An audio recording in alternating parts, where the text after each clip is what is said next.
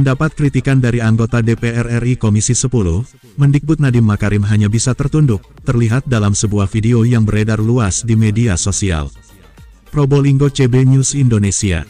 Anggota DPR RI kritik abis Nadiem Makarim pada saat rapat dengar pendapat RDP, antara Komisi 10 DPR RI dengan Menteri Pendidikan Kebudayaan, Riset dan Teknologi Mendikbudristek yang berlangsung pada hari Senin, tanggal 26 September tahun 2022 kemarin.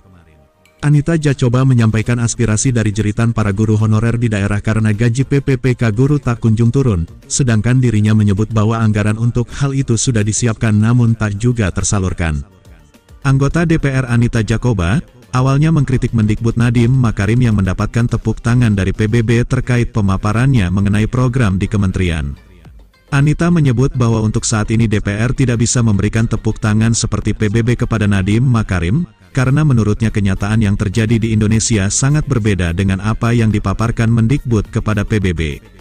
Anggota DPR RI Komisi 10 itu membeberkan, bahwa hingga saat ini permasalahan di dunia pendidikan masih banyak, terlebih mengenai pegawai pemerintah dengan perjanjian kerja atau PPPK guru, yang gajinya masih banyak tak terrealisasikan, terutama bagi guru di daerah tertinggal.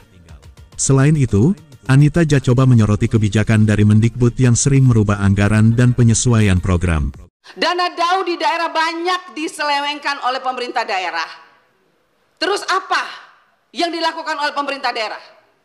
Bila perlu saya minta nih, kalau bisa mau ngomong sama Pak Presiden, bagaimana itu uang yang ditransfer ke daerah, bagaimana pengawasannya? Jangan dibiarkan pemerintah daerah berkeliaran dengan dana DAU untuk P3K.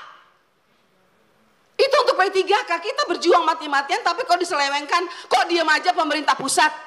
Ini masalah honorer yang dijanjikan oleh Pak Presiden, 1 juta. Mana hanya 500.000, itu pun masih menuai masalah di daerah.